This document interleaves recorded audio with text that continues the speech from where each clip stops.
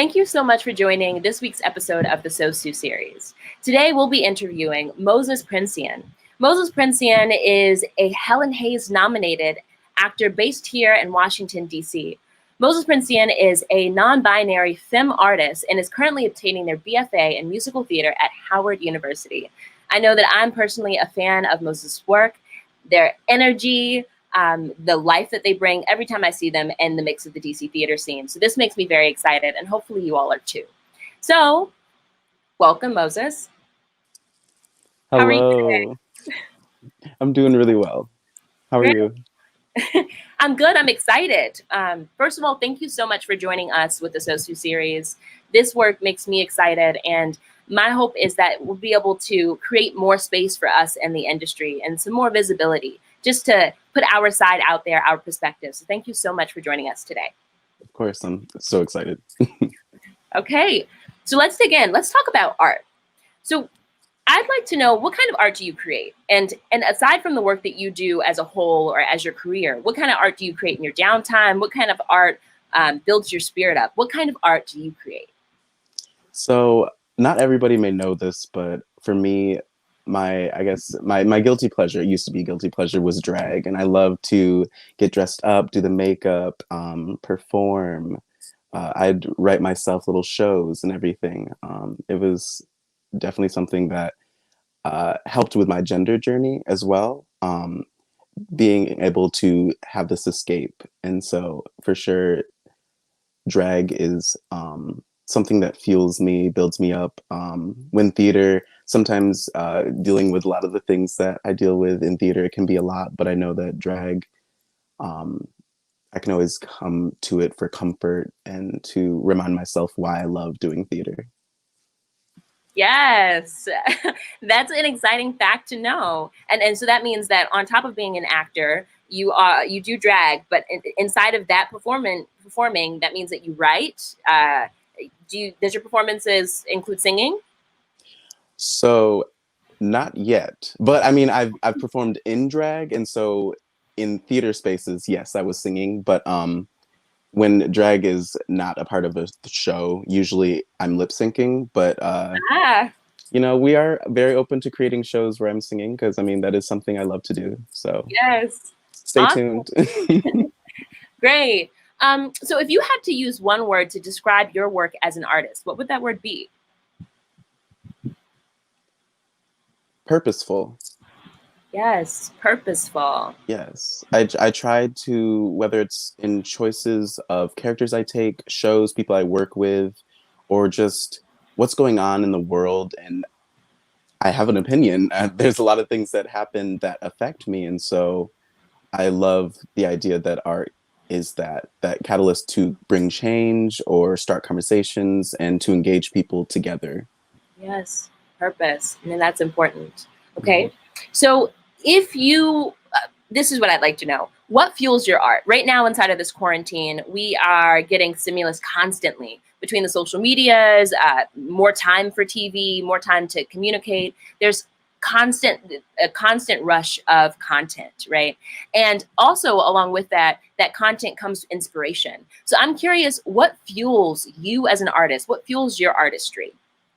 For me, I really love studying humans.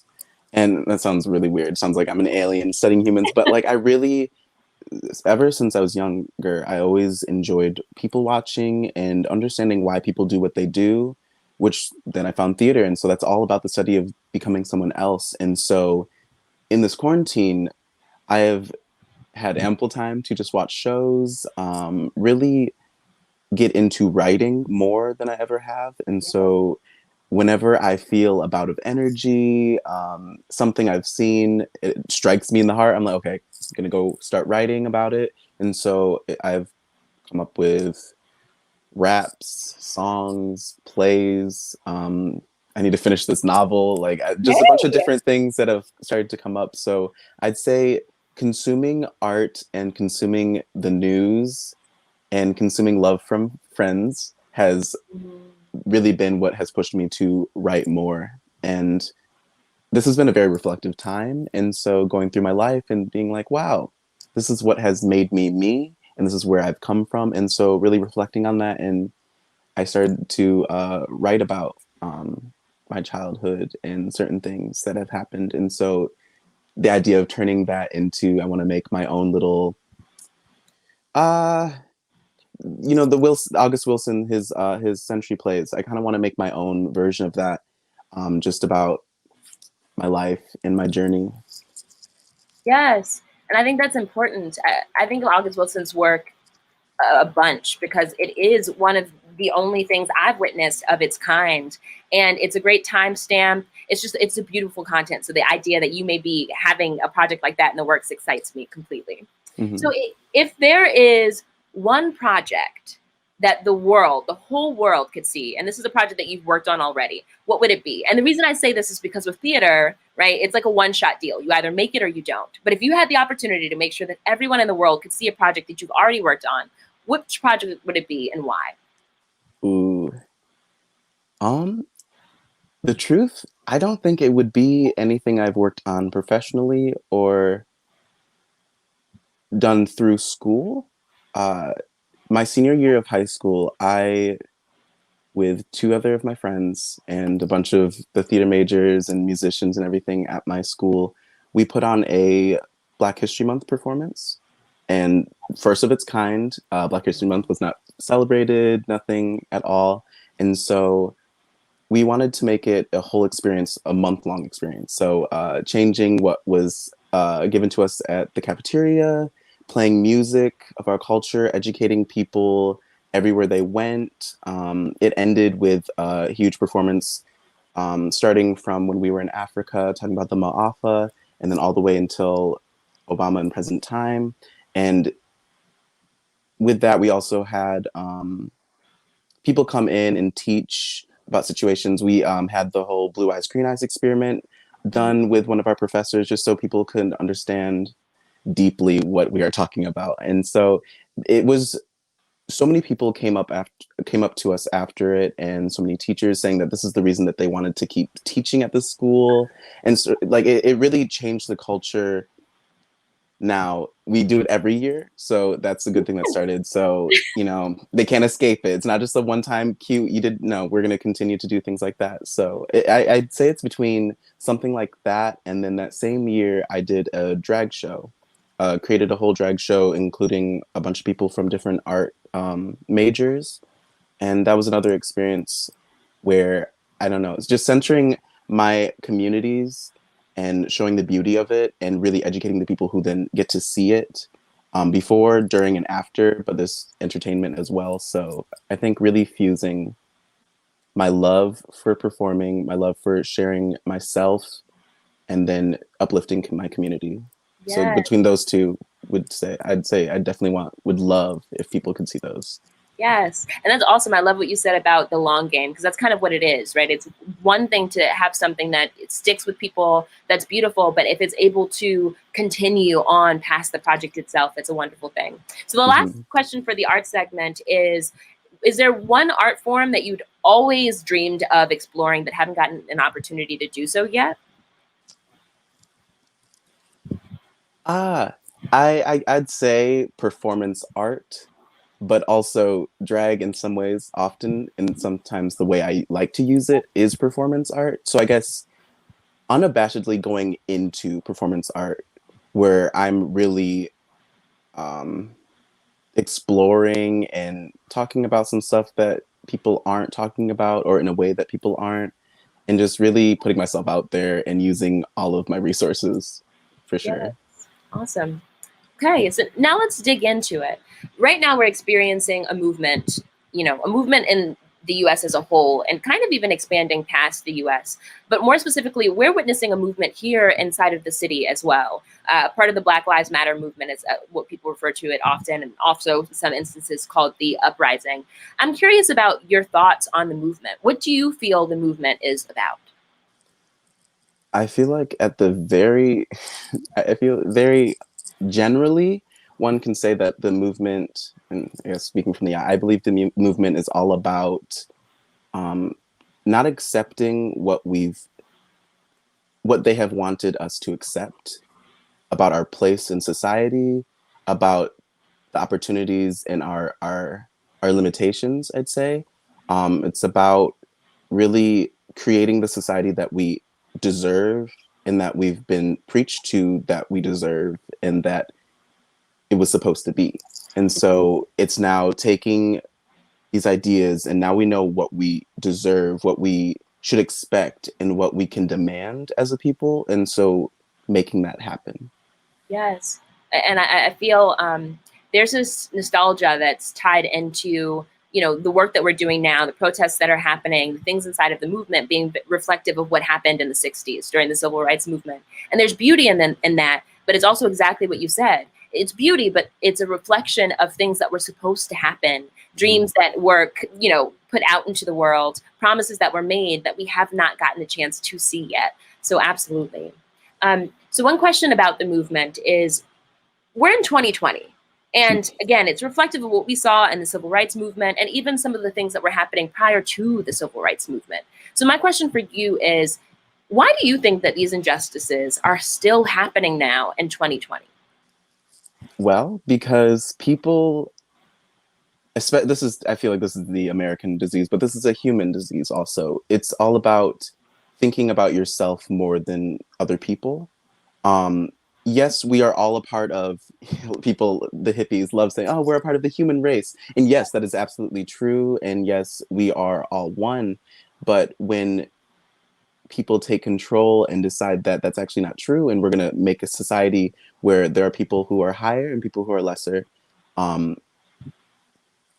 and you are given power to people who don't feel that they need to share it or don't want to share it, and they've gotten so comfortable. You can't just have the people who have no power, virtually no power, doing all the fixing and doing all the work because we do not have all the power. We haven't wanted to be in this state or be treated as second, third, fourth class citizens. That's not something that we enjoy, but that's something that we have been forced into. And so we need the cooperation of everyone to really move past these issues, these things that have followed us for more than 400 years. And so why we're still in this is because people don't want to relinquish the power, and they want to seem as though they are with the progression of humanity, but really they just are all about where they are and keeping hold to what they have, what has been given to them as their birthright. I'll say that. Yes.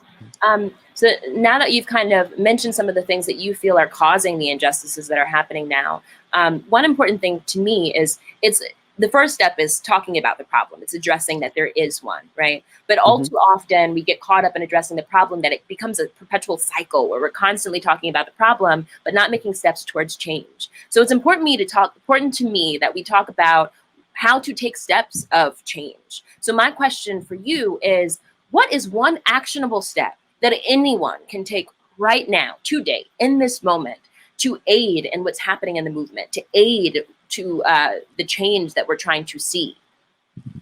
In conversations with my friends and people that I know from all walks of life, I've really realized that there's a lot of things that people just don't know.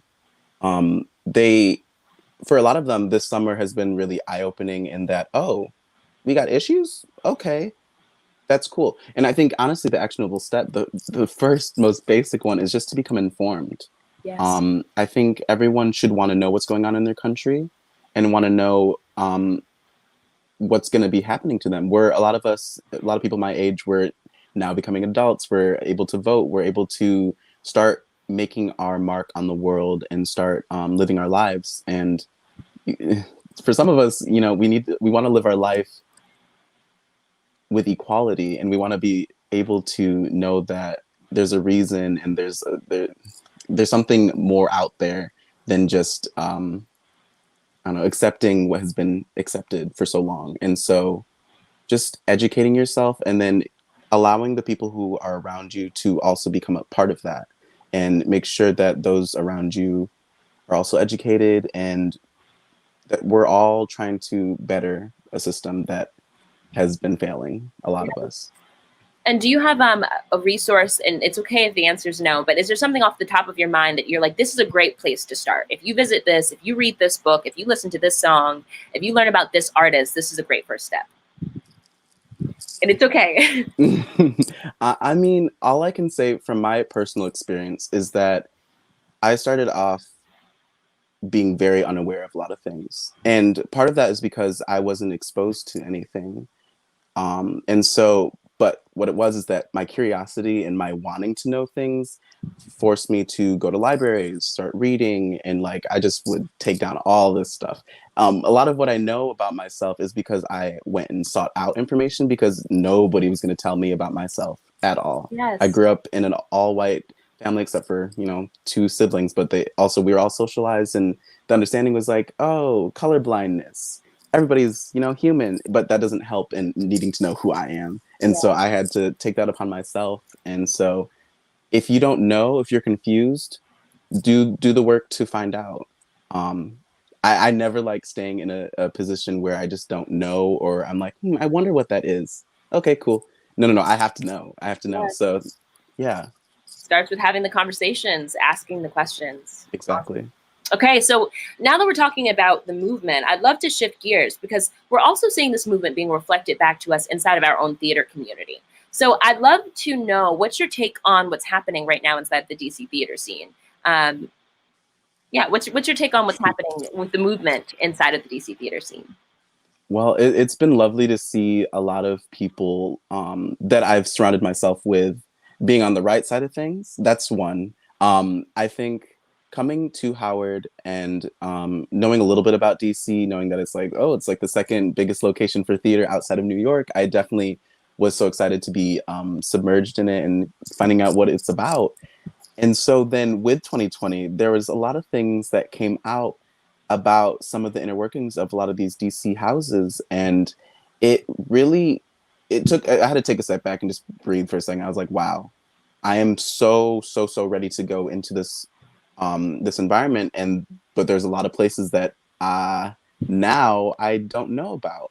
And I feel weird. And I've had conversations with people. They're like, well, I guess I'm going to see about New York, or I'm going to go here. And it's no, because I've already started in DC.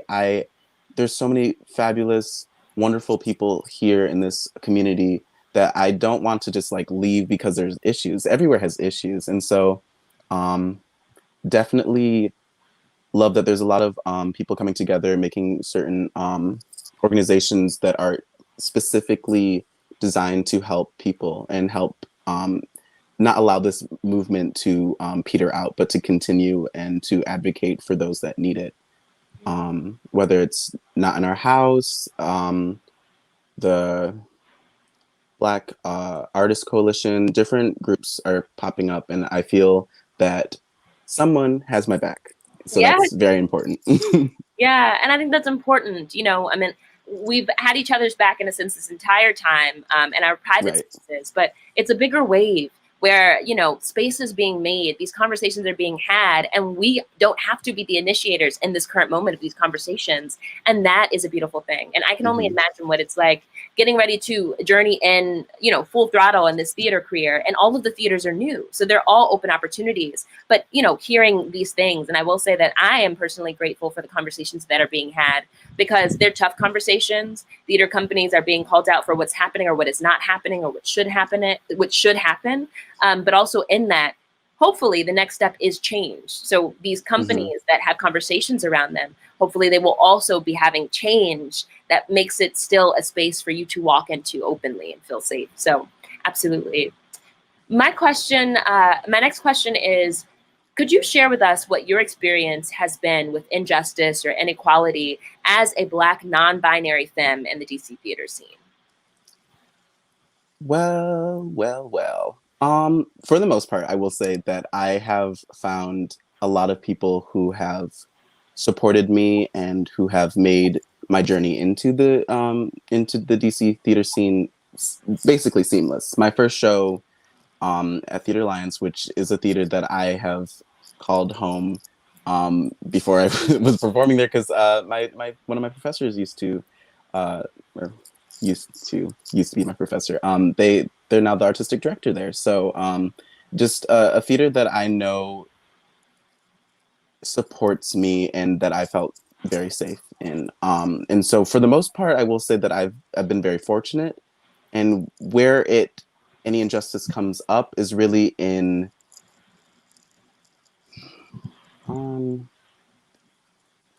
pronoun usage is definitely a thing that a lot of people are still new to, especially if you're in theaters that are run by a lot of older generations of people. Between that, I feel like some things that I have done,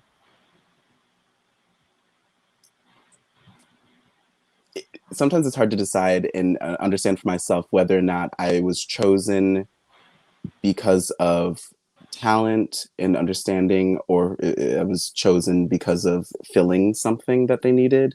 Bring a quota. Yes, and being in some shows where it feels as though they figure that I'm just gonna rise to the occasion and be perfect. It doesn't feel as though I'm getting the full experience of the process. And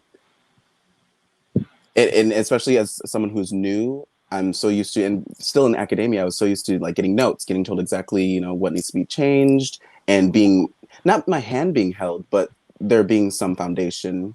And so I do realize that professional theater is different, but it was very interesting because it felt as though it was only me and maybe one or two other people, but it was very interesting on who the director decided to focus on and who needed more help.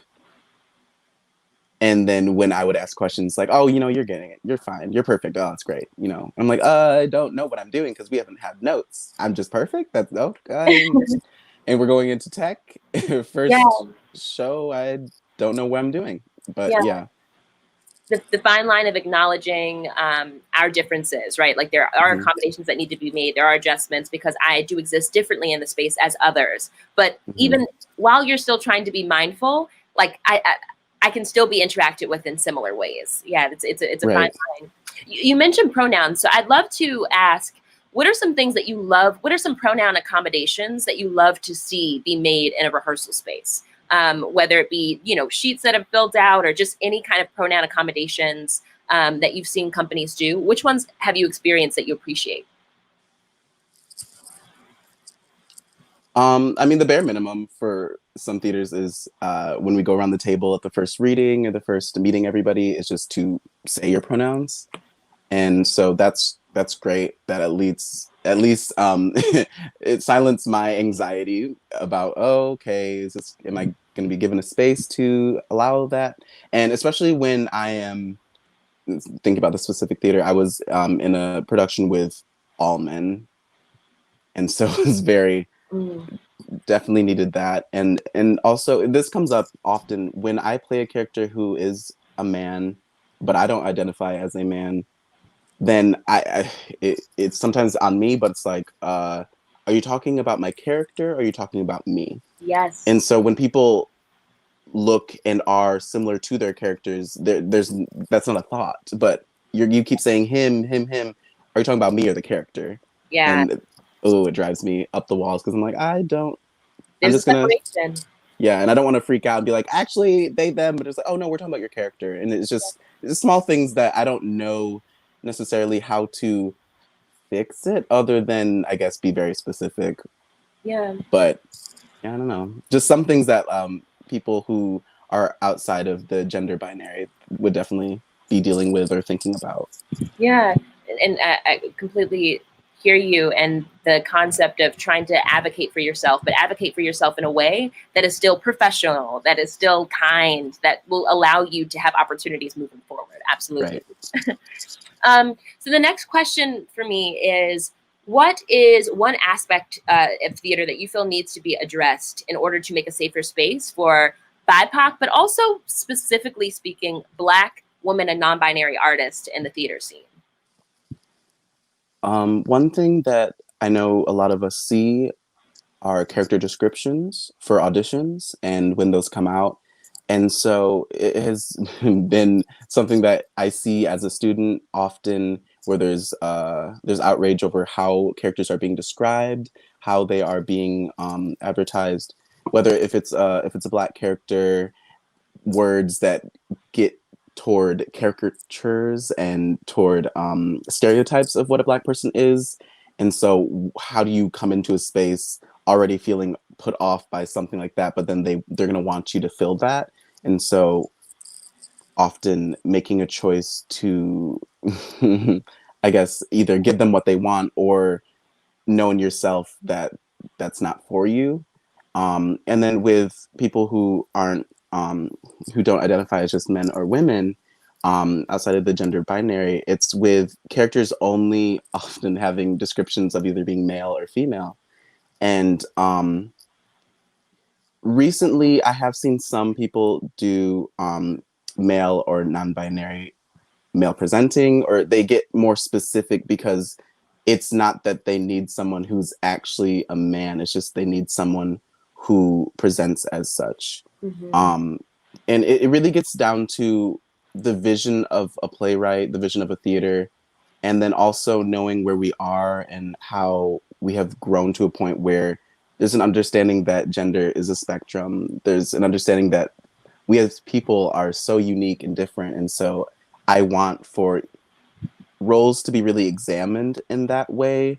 And then also then for descriptions of characters and for shows to be very specific and very thoughtful, because sometimes they put out something and they don't really think about how people who often don't have a lot of choice in characters that they're allowed to play, and that extends to people of different races as well, obviously. And it just, when you don't have many choices, then you see the choice that you do have, and you see how it's written, how it's being thought of, and you see how you're being expected to show up.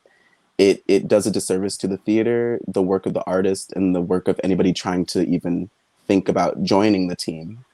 And so I think there just needs to be an understanding of, what do you want? How can you make sure it's inclusive as it can be, and just your words matter. Yes, absolutely. Thank you for that, because that really is important. Okay, so now taking everything that we've spoken on in regard to the DC theater scene and the movement, my last question for this section is, again, what is one actionable step that people can take today to help aid in creating a safer space for Black and BIPOC? And I specify because it's, specifically important because we on this call right now are Black people, then also Black, Indigenous, people of color. How can what can they do right now that's one actionable step in order to aid in creating a safer space for BIPOC, women, and non-binary artists? Easy enough is to center them, and to, when you are doing anything, think about people who do not have access. Think about people who it's so hard for them to even get to where you are. Most of our problems in the world, I feel like, could be solved if someone just thought of someone else and thought of the least of us. Because when the least of us are safe and have a space, then all of us do. Yes, yes. I'd say, I don't know if that's a very specific thing, but I feel like that's pretty, take it as you can and try to do something. Yeah, just as you said it, it's helpful. And as they say, if one person's not free, none of us are.